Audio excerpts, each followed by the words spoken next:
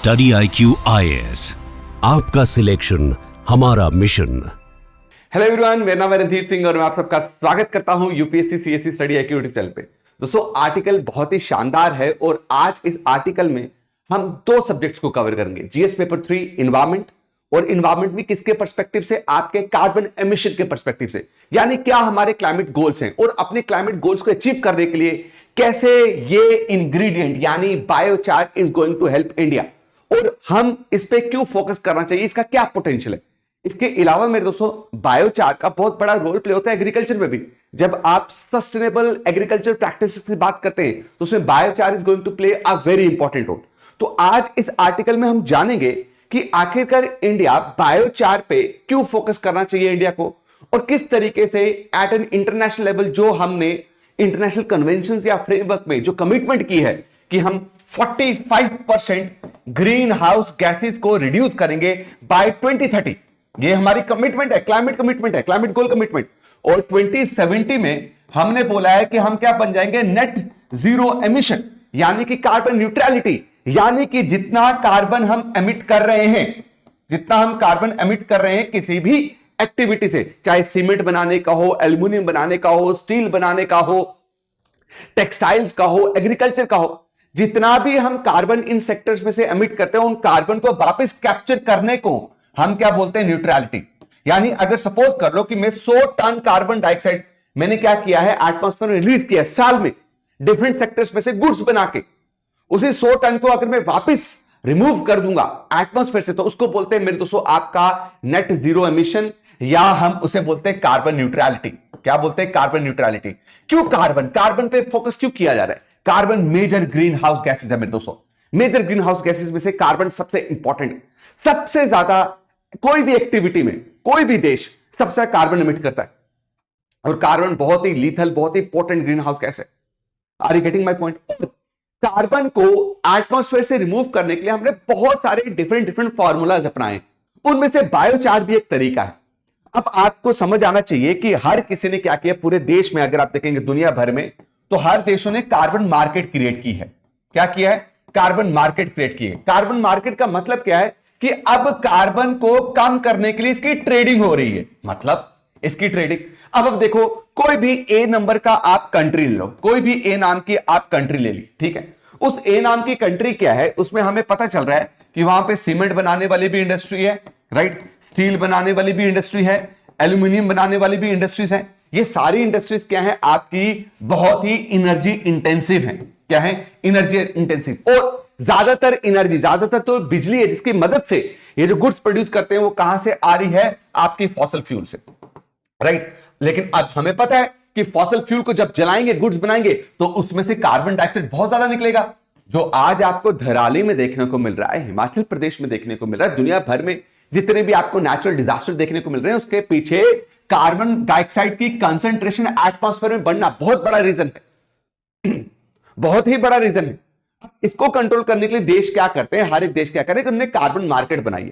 Carbon market अगर आपको बोलूं तो याद रखिए, एक क्या है ये, आपको इस बात को समझना पड़ेगा कि इसमें हम क्या करते हैं? कंप्लायंस। किस पे चलते हैं? कंप्लायंस सिस्टम पे चलते हैं। कंप्लायंस के साथ साथ मेरे दोस्तों यहां पे एक और चीज है, वॉलंटरी ऑफसेट। दोनों चीजें, कंप्लायंस और वॉलंटरी ऑफसेट मैकेनिज्म। कंप्लायंस क्या है कि जो इंडस्ट्री ज्यादा रिस्पॉन्सिबल हैं उनको अब हम एक बेसलाइन प्रोवाइड करेंगे। क्या करेंगे? बेसलाइन, कि तुम भैया अब स्टील जो है, तुम अगर बाई चांस 100 टन क्या करते हो? कार्बन डाइऑक्साइड प्रोड्यूस करते हो, अब सिर्फ तुम 15 टन ही कार्बन डाइऑक्साइड प्रोड्यूस करो। तुम्हारे टारगेट है। बाकी क्या करो? बाकी एनर्जी को किसी और जगह से मंगाओ, उस जगह से एनर्जी डिमांड पूरी करो जो कार्बन एमिशन ना करता हो। वो कौन है? Renewable energy, solar power plant. वहां से कार्बन डाइऑक्साइड एमिट नहीं होती, तो आप 50 टन जो है यूज कर सकते हो क्या करने के लिए? फॉसिल फ्यूल बनाने के लिए, क्या आपका स्टील। लेकिन नेक्स्ट 50 टन जो है वो आप कहां से लाओ? रिन्यूएबल एनर्जी से। और अगर आपने ये टारगेट अचीव कर लिया, बेहतरीन परफॉर्म किया, तो हम आपको क्रेडिट देंगे। क्या देंगे? क्रेडिट देंगे। इसको बोलते हैं कार्बन क्रेडिट सिस्टम या कार्बन क्रेडिट सर्टिफिकेट। ये सर्टिफिकेट मिलेगा कि हाँ भाई इसने ये गोल अचीव कर लिया। अब कार्बन क्रेडिट को वो सेल कर सकता है। किसको सेल कर सकता है? जो दूसरा सेक्टर अपने टारगेट को मीट नहीं कर पा रहा। हो रहा है ना, स्टील इंडस्ट्री जो है टारगेट को मीट कर ले, लेकिन सीमेंट ना कर पाए। वो बोल रहा नहीं भाई मुझे अभी और क्या है कार्बन डाइऑक्साइड एमिशन करना, मेरे पास कोई और सोर्स नहीं है। तो उसको बोला जाएगा तू एक काम कर, तू इससे कार्बन क्रेडिट खरीद ले।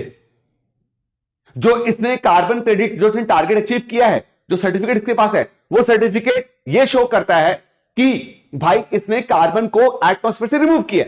और अब तू चाहता है कि भाई तू भी ये काम करे कि तेरा भी कंट्रीब्यूशन हो, तो तू क्या कर, नए कार्बन डाइऑक्साइड को यूज मत कर, तू इसी का खरीद ले। यही हम मानेंगे तूने अपने कार्बन टारगेट को क्या कर लिया, अचीव कर लिया। इसको बोलते हैं कंप्लायंस सिस्टम। मेरी बात आपको क्लियर हो गई, समझ के? इंडिया यही करने जा रहा है। इंडिया अपनी कार्बन मार्केट बना, इंडिया की अभी कार्बन मार्केट नहीं है। अब इस कार्बन मार्केट में क्या होगा कि जो खास करके 9 एनर्जी सेक्टर्स हैं, जिसमें आपका सीमेंट आ गया, जिसमें आपका स्टील आ गया, जिसमें आपका एल्यूमिनियम आ गया, टेक्सटाइल्स आ गया, इनको बोला जाएगा कि आपको एक टारगेट दिया जाएगा, एक बेसलाइन रखी जाएगी, इससे ज्यादा जो है आप एमिशन नहीं कर सकते। और अगर आपने ये बेसलाइन अचीव कर ली तो आपको सर्टिफिकेट मिलेगी, जिसको बोलते हैं कार्बन क्रेडिट सर्टिफिकेट। इससे आहिस्ता आहिस्ता क्या होंगे, इन इंडस्ट्रीज को समझ आएगा कि भाई आने वाले टाइम पे ये बेसलाइन और कम कर सकते हैं, हमें मजबूर करेंगे कि हम जो हैं आपका रिन्यूएबल एनर्जी की तरफ जाएं। और अगर हम नहीं गए, गवर्नमेंट इंसेंटिव भी प्रोवाइड नहीं करेगी, सब्सिडी भी प्रोवाइड नहीं करेगी, बिजली भी महंगी मिलेगी, तो अल्टीमेटली हमारे प्रोडक्ट्स महंगे बेचेंगे। क्यों ना हम इस फॉसल फ्यूल एनर्जी से शिफ्ट होकर रिन्यूएबल एनर्जी में जाए। इस तरीके से कार्बन कैप्चर किया जाएगा, इसको बोलते हैं पूरा कार्बन मार्केट, जिसमें कार्बन को ट्रेड किया जाएगा। लेकिन अब बोला जा रहा है कि इस अगर कार्बन डाइऑक्साइड रिमूवल टेक्नोलॉजी को अगर गवर्नमेंट ने यूज किया, किसको, इसमें बायोचार को अगर इंक्लूड किया, तो बायोचार मेरे दोस्तों बहुत बड़े लेवल पे हेल्प करेगी इंडिया को क्या बनाने में, one of the largest carbon market बनाने में। यानी दुनिया भर से लोग जो हैं हमसे कार्बन सर्टिफिकेट्स खरीदेंगे। अब देखो मेरे दोस्तों, समझिए बायोचार आखिरकार है क्या। आपको अगर पता हो, किसान जो क्या करते हैं आपके खास करके नॉर्थ इंडिया में समर सीजन में, जब उनकी खारिफ क्रॉप की हार्वेस्टिंग आती है, तो जब उसकी कटाई करते हैं, जो रेजिड्यू बचता है उसको जला देते हैं, उसको बोलते हैं हम स्टबल बर्निंग। यही रेजिड्यू जो बचा हुआ है ना, इसी रेजिड्यू को मेरे दोस्तों हम क्या बोलते हैं, आपका एग्रीकल्चर रेजिड्यू। ये एग्रीकल्चर रेजिड्यू है, ये ऑर्गेनिक है ना। और यस, हम भी बहुत सारी ऑर्गेनिक वेस्ट घरों में जनरेट करते हैं, जो म्युनिसिपल हमारे घर से कलेक्ट करके ले जाती है। आपको पता है इस एग्रीकल्चर रेजिड्यू, इस ऑर्गेनिक म्युनिसिपल वेस्ट को इंडिया सालाना कितना जनरेट कर रहा है? That is 600+ million ton. हम 600+ मिलियन टन और क्रॉप रेजिड्यू जनरेट कर रहे हैं, क्रॉप रेजिड्यू किसान जनरेट कर रहे हैं। और 60 मिलियन टन जो है हम म्युनिसिपल वेस्ट जनरेट कर रहे हैं। लेकिन ये जो है मेरे दोस्तों आपका मैक्सिमम डंप कर दिया जाता है या तो जला दिया जाता है, जिसकी वजह से एयर पॉल्यूशन हो रहा है। मुझे बताओ, स्टबल बर्निंग से क्या एयर पॉल्यूशन नहीं होता क्या दिल्ली में? Not only Delhi, majority of the cities of what your states of India, northern states of India 100% है। मैक्सिमम इसको जला दिया जाता है या इसको डंप कर दिया जाता है, जिसके कारण ये ग्रीन हाउस गैसेस भी रिलीज करती है। मीथेन इसमें से रिलीज होता है, green house potent green house gases है, कार्बन डाइऑक्साइड इसमें से रिलीज होता है। अगर हम सिर्फ 30 से 50% बायोमास को अगर हम यूटिलाइज कर लें, कैसे यूटिलाइज कर सकते हैं? बायोमास को हम in the absence of oxygen जला दें। क्या करें? In the absence of oxygen हम अगर इसको जलाएं तो मेरे दोस्तों ये क्या बन जाता है? ऐसे काला सा आपका मटेरियल, जिसको हम क्या बोलते हैं? बायोचार। याद रखिए, किसी भी ऑब्जेक्ट को बहुत हाई टेम्परेचर में जलाना in the absence of oxygen, उस प्रोसेस को बोलते हैं पायरोलिसिस। ये आप पढ़ेंगे एनवायरमेंट में। और पायरोलिसिस, जब इन क्रॉप रेजिड्यू म्युनिसिपल वेस्ट को आप जलाते हो, ऑर्गेनिक वेस्ट को जलाते हो, ये इस तरीके का मटेरियल बन जाता है, इसको बोलते हैं बायोचार। अब बायोचार जब प्रोडक्ट तैयार हुआ ना इस प्रोसेस से, right, it is not easily decompose, ये टूटता नहीं है और इसके अंदर कार्बन स्टोर रहेगा। ये अपने अंदर कार्बन को 100 से 1000 सालों तक स्टोर करके रख सकता है। मतलब परमानेंटली कार्बन डाइऑक्साइड को ये रिमूव कर देगा एयर से फॉर 1000 ईयर्स। यार अब मुझे बताओ, क्या हम अपने कार्बन गोल को अचीव नहीं करेंगे? फिर ग्रीन हाउस गैसेज एमिशन को हमें रिड्यूस करना है, उसमें हम कार्बन को रिड्यूस करने की बात कर रहे हैं। तो आप सोचो 45% टारगेट अचीव करने के लिए कितना ज्यादा पोटेंशियल रखता है आपका बायोचार। अगर हमने सिर्फ मेरे दोस्तों 30 से 50% भी बायोमास से, यही एग्रीकल्चर वेस्ट और म्युनिसिपल वेस्ट से बायोचार बना दिया, तो हम 15 से 26 मिलियन जो है क्या बना पाएंगे? बायोचार। और ये बायोचार जो है 0.1 गीगा टन कार्बन डाइऑक्साइड को एनुअली कैप्चर कर सकता है, रिमूव कर सकता है भाई साहब, स्टोर कर सकता है अपने अंदर। इसको बोलते हैं कार्बन सिक्वेस्ट्रेशन, इसको बोलते हैं कार्बन कैप्चर। अब पोटेंशियल जानिए, सिर्फ ये पोटेंशियल नहीं है, बायोचार का बहुत बड़ा रोल प्ले होता है। बायोचार प्रोडक्शन के टाइम पे मेरे दोस्तों आपकी डिफरेंट गैसेस प्रोड्यूस होती हैं, ऑयल प्रोड्यूस होता है, ठीक है। एक तो मेरे दोस्तों आपने जब ऑर्गेनिक वेस्ट को जलाया, क्या किया, ऑर्गेनिक वेस्ट को जलाया तो एक इक्विपमेंट होता है, राइट, जिसको हम क्या बोल रहे हैं, कन्वेंशनल और माइक्रोवेव क्या, पायरोलिसिस रिएक्टर। तो इसमें से देखो आप क्या क्या निकल रहा है, बायो ऑयल निकल रहा है, क्या निकल रहा है, ये बायो ऑयल ये है, राइट, ये बायो गैस निकल रही है, बायोचार निकल रहा है मेरे दोस्तों आपका। ये बायो गैस जो आप देख रहे हो ना मेरे दोस्तों, ये क्या आपका साइन गैस है, क्या साइन गैस, और साइन गैस और बायो ऑयल एग्जैक्टली मेरे दोस्तों काम करते हैं किसकी तरह, आपके अनदर फॉसिल फ्यूल की तरह, एनर्जी प्रोड्यूशन, बिजली पैदा करते हैं। 8 से 13 टेरावाट आवर की आप इलेक्ट्रिसिटी प्रोड्यूस कर सकते हो भाई, जिससे आप क्या कर सकते हैं, 0.7 million ton of coal use नहीं करेंगे, रिप्लेस कर देगा उसे। अब coal burning of coal leads to what, your emission of carbon dioxide, flue gas, sulphur dioxide, कितने भयंकर गैसेस जो इसमें से निकलती हैं। आप सोचो, आप 0.7 मिलियन टन कोल जो है उसको रिप्लेस कर दोगे इससे, और ये कार्बन एमिशन है ही नहीं। 12.19 million ton of diesel and kerosene replace कर सकते हो आप। डीजल और कैरोसिन कितने बड़े लेवल पे रिस्पॉन्सिबल है, और कितना फॉसिल फ्यूल एमिशन जो है उसमें आप गिरावट आएगी 2%। आप 2% छोटे माइंडसेट से मत लें, आप नेशनल लेवल पे सोचो, 2% बहुत बड़ा अमाउंट है, कहीं मिलियन टन।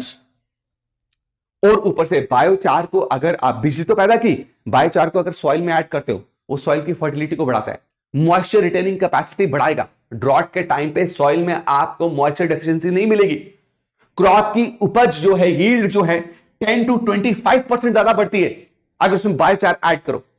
अब मुझे एक बात बताओ, हम कितना यूरिया यूज करते हैं, एनपीके जिसको बोलते हैं मैक्रो न्यूट्रिएंट्स, कितने बड़े लेवल पे हम यूज कर रहे हैं।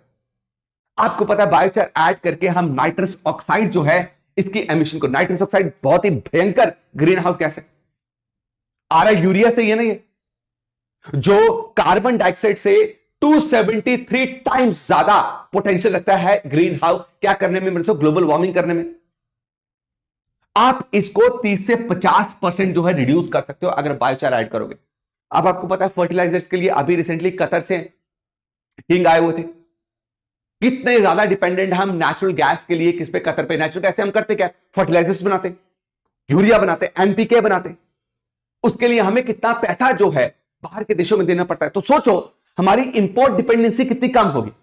हम जो अरबों डॉलर्स जो है बाहर देते हैं सिर्फ फर्टिलाइजर्स बनाने के लिए, अगर बायोचार ऐड करते जो इजीली अवेलेबल है इंडिया में, जो इजीली बनाया जा सकता है, तो आप सोचिए 10 to 20% जो फर्टिलाइजर्स की रिडक्शन आप करेंगे, डिमांड कम होगी। और ये फर्टिलाइजर्स बहुत डेंजरस है, आने वाले टाइम पे क्या करते हैं, ये सॉइल को डिग्रेड कर देते हैं। देखो किस तरीके से बैलेंस ऑफ पेमेंट क्राइसिस को भी बहुत बड़े लेवल पे हेल्प करेगा बायोचार। अच्छा, जब आप कोयला जलाते हैं, आपने ईंटों की भट्टी जलते हुए देखी हुई है ना, आप कभी देखे वो जलते हुए तो कैसे काला काला धुआं जो बाहर निकलता है, उसको बोलते हैं फ्लू गैस, कार्बन डाइऑक्साइड भी उसमें से निकलता है। बायोचार जो है, मॉडिफाइड बायोचार मेरे दोस्तों आपके फ्लू गैसेस को कैप्चर कर लेता है, कार्बन डाइऑक्साइड को कैप्चर कर लेता है। किसी कंस्ट्रक्शन साइट में अगर घर कंस्ट्रक्ट कर रहे हैं, अगर कंक्रीट में आपने 2 से 5% मात्रा बायोचार की रखी तो उसकी स्ट्रेंथ बढ़ती है, हीट रेजिस्टेंट होता है, आपका घर जो है कूल रहेगा गर्मियों के टाइम पे। और मेरे दोस्तों it can capture up to 115 kg carbon dioxide per meter cube of concrete. Per meter cube of concrete में अगर बायोचार ऐड कर रहे हो तो 115 kg कार्बन डाइऑक्साइड को कैप्चर कर लेगा भाई। 1 kg बायोचार को पानी साफ करता है, ये मेरे दोस्तों 200 से 500 लीटर पानी साफ कर सकता है। जैसे फिल्ट्रेशन का काम, फिल्ट्रेशन का काम। आप पोटेंशियल देख रहे हो, right from electricity production, soil fertility, उसके बाद मेरे दोस्तों आपका एयर पॉल्यूशन कंट्रोल को करने के लिए, और साथ में वाटर पॉल्यूशन को कंट्रोल करने के लिए। लेकिन इसको अभी भी यूटिलाइज हम नहीं कर पा रहे। इसको अपने कार्बन मार्केट जो हम बनाने की कोशिश कर रहे हैं, जिसमें हम कार्बन क्रेडिट, देखो आप मुझे एक बात बताओ, किसान कितने बड़े लेवल पे कार्बन क्रेडिट सर्टिफिकेट जो है वो जनरेट कर सकता है और उसको बाहर बेच सकता है। कितना पैसा कमा सकता है, कितनी बड़ी कार्बन मार्केट बन सकती है। लेकिन इसमें चैलेंजेस हैं, क्योंकि अभी तक भी हमारे पास मेरे दोस्तों प्रॉपर फीड स्टॉक है ही नहीं है, कार्बन अकाउंटिंग है ही नहीं है। कौन सा सेक्टर कितना कार्बन एमिशन कर रहा है इसके बारे में हमें पूरी तरीके से पता ही नहीं है। हमारे पास वीक एमआरवी, क्या हो गया, मॉनिटरिंग रिपोर्टिंग वेरिफिकेशन सिस्टम, बहुत वीक है। मॉनिटर करना कि कौन सा सेक्टर ज्यादा एमिट कर रहा है, किस सेक्टर ने मेरे दोस्तों आपकी रिपोर्टिंग किया कि हम इतनी एमिशन कर, अब उसने कंट्रोल किया नहीं किया, इसको लेके हमारे पास भाई साहब कोई चेक है ही नहीं है, चेक्स एंड बैलेंसेस है ही नहीं है। और गवर्नमेंट की तरफ से जो भी पॉलिसीज है उसमें बहुत कम सपोर्ट है, बहुत कम।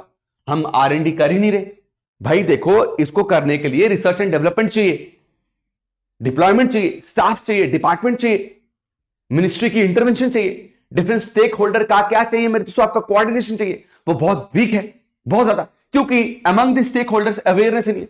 अब किसानों को अगर आपने सबल बर्निंग से रोकना है, उनको बताना पड़ेगा ना कि भाई इस क्रॉप रेजिड्यू का आप कितना बड़ा इनकम जनरेट कर सकते हो, यही तो प्रॉब्लम है।